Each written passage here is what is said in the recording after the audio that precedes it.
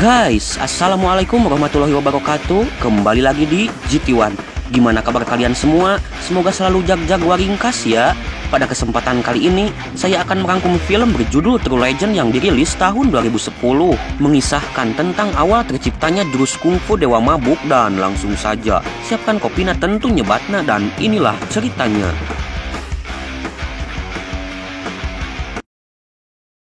Film diawali dengan memperlihatkan Su Chan dan pasukannya pergi dalam misi penyelamatan pangeran imperial yang telah diculik.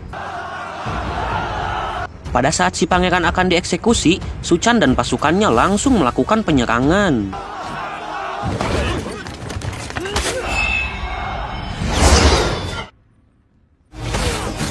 Su Chan lalu memberi perintah kepada saudaranya yaitu Yuan untuk membawa si pangeran, sementara Su Chan akan bertarung untuk menahan pasukan musuh.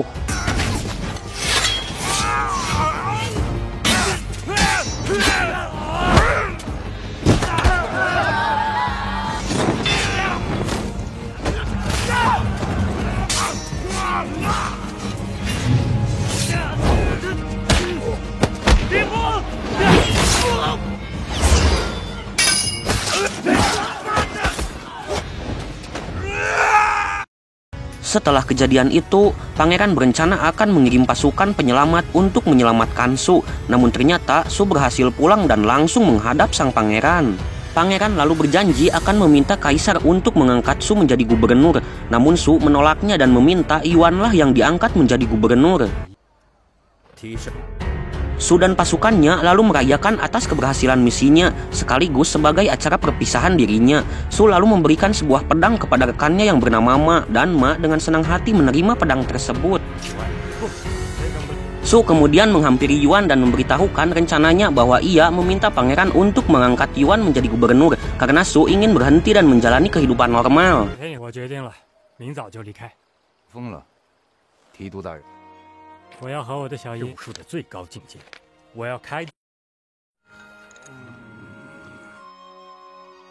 Di keesokan harinya, Su pergi dengan menunggangi kuda dan resmi keluar dari kemiliteran. Singkat cerita, nampak Su sedang berlatih wushu dengan ditemani sang istri bernama Ying, dan mereka telah dianugerahi seorang anak bernama Peng.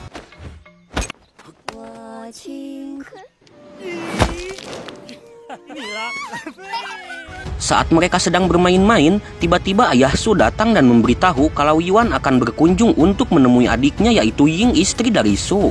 Namun, si ayah memperingatkan kalau Yuan tidak datang hanya untuk berkunjung, tetapi untuk membalas dendam, karena bertahun-tahun yang lalu ayah Su telah membunuh ayahnya Yuan. Dikarenakan ayah Yuan telah mempelajari ilmu bela diri terlarang yaitu tinju 5 racun, sehingga ayah Su memutuskan untuk membunuhnya sebelum melakukan kejahatan yang lebih banyak. Su kemudian meyakinkan ayahnya kalau Yuan tidak akan membalas dendam dan semuanya akan berjalan baik-baik saja. Singkat cerita, tibalah hari kedatangan Yuan dengan dikawal oleh puluhan pasukan.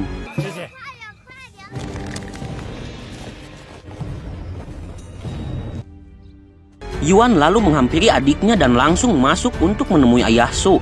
Ayah Su kemudian menyambut Yuan dengan penuh kebahagiaan, namun raut wajah Yuan terlihat memendam rasa dendam.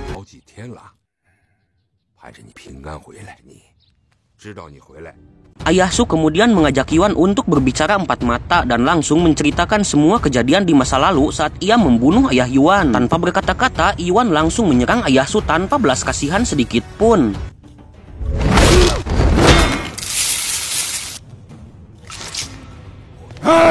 Kemudian seorang aki-aki peot memberitahu Su kalau ayahnya telah dihajar oleh Yuan, sehingga Su langsung berlari menuju ke tempat ayahnya. Yuan kemudian keluar sambil menenteng bungkusan yang berisi kepala ayah Su, dan Yuan langsung mengajak Ying serta Feng untuk pergi ke suatu tempat. Saat Su sampai di tempat, nampak semua orang sudah tak sadarkan diri dan Su menemukan ayahnya sudah turut tak bernyawa.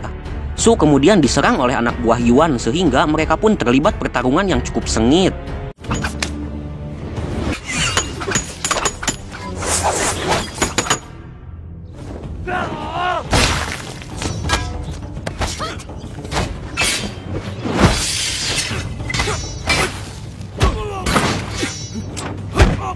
Setelah membuat anak buah Yuan kewalahan, Su kemudian membuntuti mereka dan terlihat Yuan mengadakan upacara penghormatan untuk ayahnya dengan kepala ayah Su sebagai persembahan atas keberhasilan membalaskan dendam.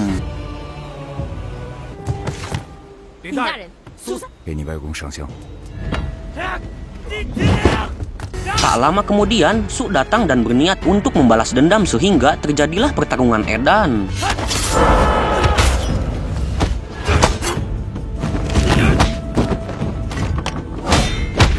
Meskipun Su berkemampuan tinggi, nampaknya Yuan lebih unggul karena ia tahan terhadap senjata tajam dan ternyata Yuan telah memasang sisik naga hitam serta menguasai aliran tinju 5 racun. Melihat hal itu, Su cukup terkejut dibuatnya, namun Su bertekad tinggi dan tetap melawannya.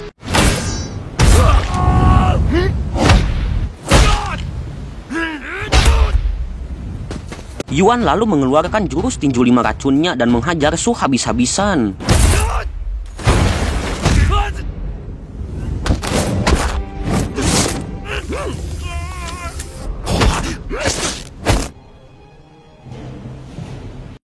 Setelah itu, Yuan melemparkan Su ke Cigayam terdekat dan disusul oleh Ying yang menceburkan diri yang membuat Yuan amuk-amukan tidak paruguh. Singkat cerita, Ying terbangun di tengah hutan, lalu ia membawa Su yang sedang sekarat untuk mencari bantuan. Mereka pun ditemukan oleh seorang pembuat obat bernama Yu. Yu lalu mengobati luka Su serta mengeluarkan racun di tubuhnya yang membuat Yu sedikit terkejut karena ketahanan tubuh yang dimiliki Su.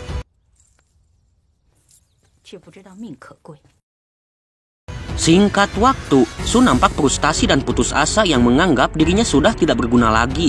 Namun Ying yang solehah meyakinkan dan menguatkan suaminya untuk bangkit kembali seperti biasanya. Setelah tubuhnya kian membaik, Su langsung memulai latihan meskipun di awal ia mengalami kesulitan. Namun perlahan tapi pasti kemampuan Su mulai kembali.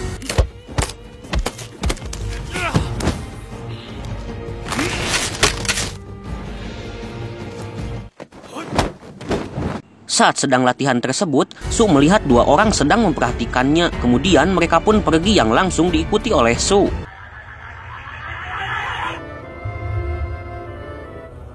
Setelah sampai di tempat yang entah di mana, mereka berdua pun memperkenalkan diri yang ternyata salah satu dari mereka adalah Dewa Wushu dan seorang petapa tua keladi. Su lalu meminta kepada keduanya untuk menjadikannya murid dengan syarat Su harus bertarung dengan Dewa Wushu.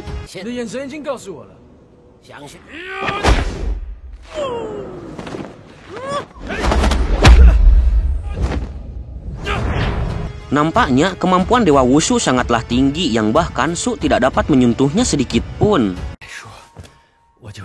Setelah menerima pelatihan pertamanya, Su kembali pulang dengan banyak luka di tubuhnya dan ia langsung menceritakan tentang keberadaan Dewa Wushu kepada istrinya. Di keesokan harinya, Su mendatangi kembali dan menantang Dewa Wushu untuk bertarung.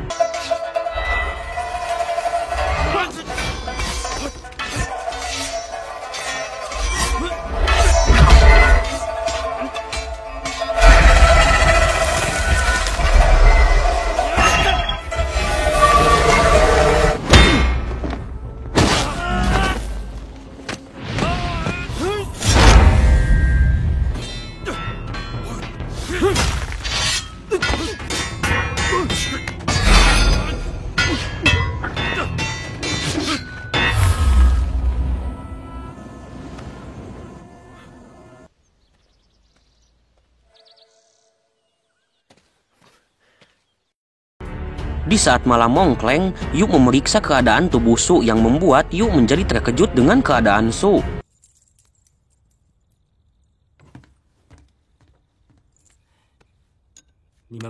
Yu lalu menceritakan kalau Su sudah kehilangan akalnya akibat latihannya. Namun Ying membantah kalau suaminya itu baik-baik saja dan selalu berlatih di tempat Dewa Wushu. Mendengar kata Dewa Wushu, Yu menjadi bingung karena yang tinggal di hutan tersebut hanyalah dirinya seorang. Di keesokan harinya, Ying ngalamun tarik dan teringat akan perkataan Yu yang dimana Dewa Wushu hanyalah sebuah mitos, sehingga Ying memutuskan untuk melihat langsung bagaimana Su berlatih. Dan sungguh betapa terkejutnya Ying. Ia melihat suaminya sedang berlatih sendiri dan selama ini luka-luka yang diterima Su adalah akibat dari kelakuannya sendiri.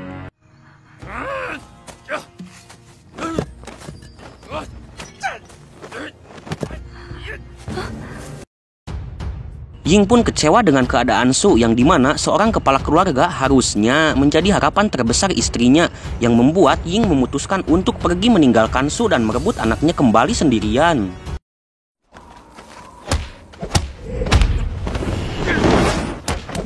Seiring berjalannya waktu, kemampuan Su bisa mengimbangi Dewa Wushu, dan setelah Su berhasil mengenai tubuh Dewa Wushu, ia pun mengatakan kalau Su telah siap menghadapi lawan terbesarnya yaitu Yuan. Saat akan pergi, Su meminta izin kepada petapa tua untuk menjalankan tujuannya, dan saat itu Su menyadari kalau mereka berdua hanyalah ilusi yang berada di babatoknya.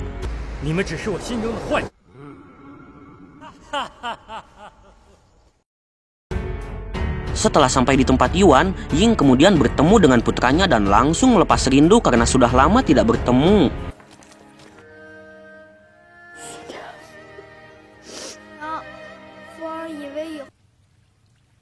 Ying pun meminta kepada Yuan untuk melepaskannya, namun Yuan tidak mengizinkannya dan mereka bertiga harus hidup bersama. Saat Su sampai di rumah, ia pun kaget setelah melihat isi dari surat yang ditinggalkan Ying, dan tanpa berlama-lama Su langsung ngabret untuk menyusul istrinya.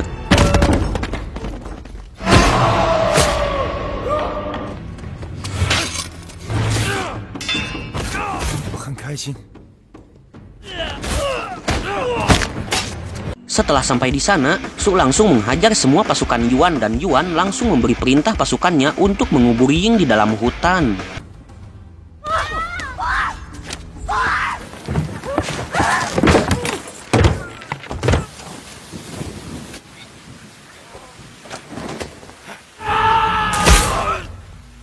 Setelah berhasil membunuh semua pasukannya, Su kemudian langsung menyerang Yuan dan mereka pun bertarung bebeakan.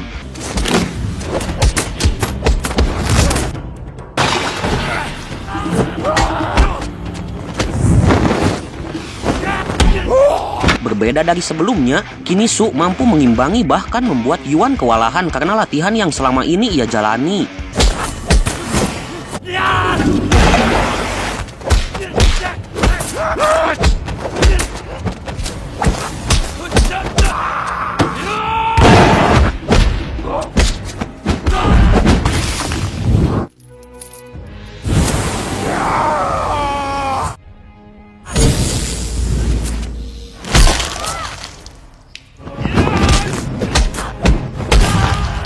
Ibarat rujak jambu bebek, wajah Yuan pun hancur setelah digablok Su menggunakan rantai.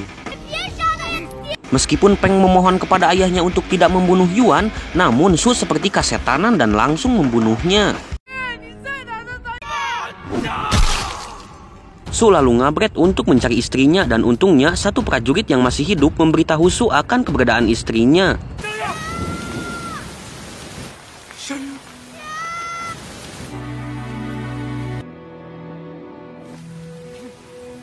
Ia pun berhasil menemukan keberadaan istrinya, namun sangat disayangkan, Ying sudah almarhumah karena sudah kehabisan napas yang membuat Su frustasi dengan kenyataan yang diterimanya.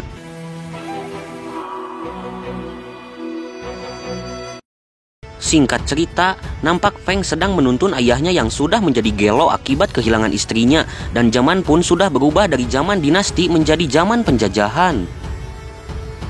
Terlihat seorang master kungfu terbunuh akibat dari pertarungannya yang diadakan orang asing, dan sungguh tidak diduga datanglah seorang kepala federasi Wushu yang ternyata adalah rekan Su yaitu Ma.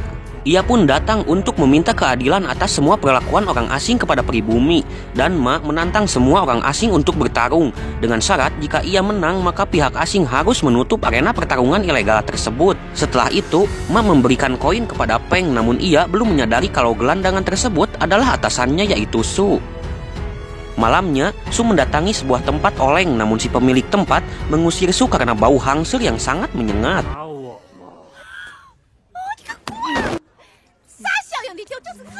Si pemilik lalu melaporkan kepada Ma kalau ada orang gelo di tokonya, dan betapa terkejut bercampur senang Ma tidak menyangka bisa bertemu dengan Su kembali. Ma kemudian bertanya apa yang terjadi dengan diri Su, namun Su pura-pura tenele akan keberadaan Ma. Ma lalu mengembalikan pedang yang pernah ia terima dari Su serta memberi semangat agar Su bangkit kembali demi anaknya. Namun betapa geloknya Su, ia malah menyuruh Ma untuk membawa Peng dan merawatnya karena yang Su butuhkan saat ini adalah segentong tuak yang mengolengkan. Peng lalu memohon agar ayahnya tidak berpisah dengannya, dan dengan berat hati Ma membawa Peng ke kediamannya.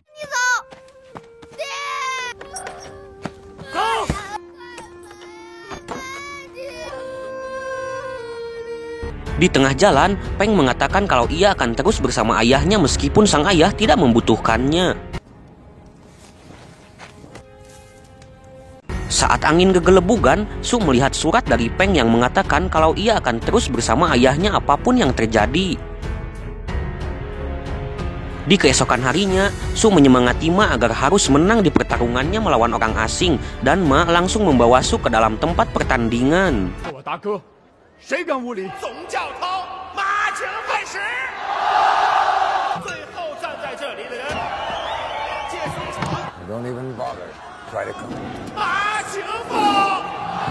Pertarungan pun dimulai dengan keadaan tidak seimbang, sehingga Ma dihajar habis-habisan oleh musuhnya yang segede babi buntung.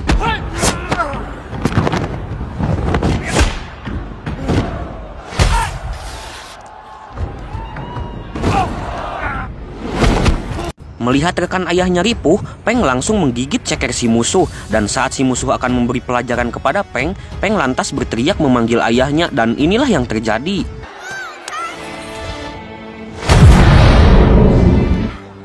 Ya, Su datang dan langsung menumbangkan petarung asing dengan satu pukulan bagaikan si botak Saitama. Pertarungan pun terus berlanjut, dan meskipun Su seorang diri, ia bisa mendominasi pertarungan dengan menggunakan jurus tinju oleng.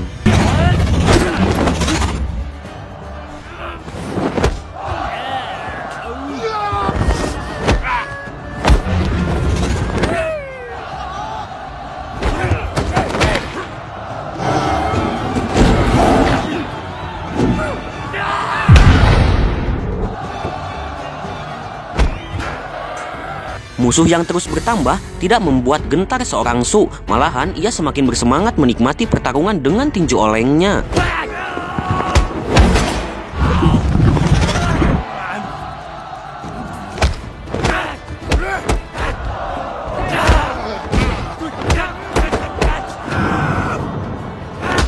Akibat anak buahnya terus-terusan kalah, si tua bangka menyuntikkan obat kuat kepada petarungnya yang membuat si petarung cukup kebal dari pukulan serta tendangan yang dilakukan Su.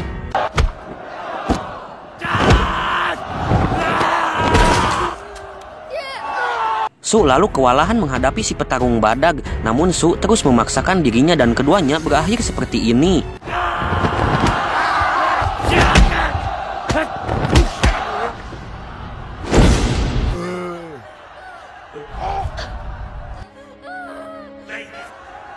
Peng lalu menghampiri sang ayah yang tak sadarkan diri, dan Peng memanggil-manggil sang ayah sambil ngabangingik yang membuat seluruh isi di dalam ruangan tersebut terdiam seketika.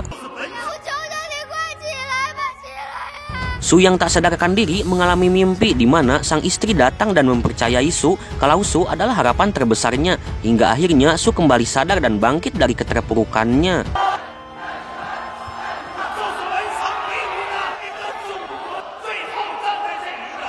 Para penonton pun bersorak gembira dan Su keluar sebagai pemenang dari pertarungan tersebut. Singkat cerita, Su melakukan penyempurnaan tekniknya sembari ia berkelana untuk menyebarkan aliran tinju oleng yang sampai sekarang masih melegenda.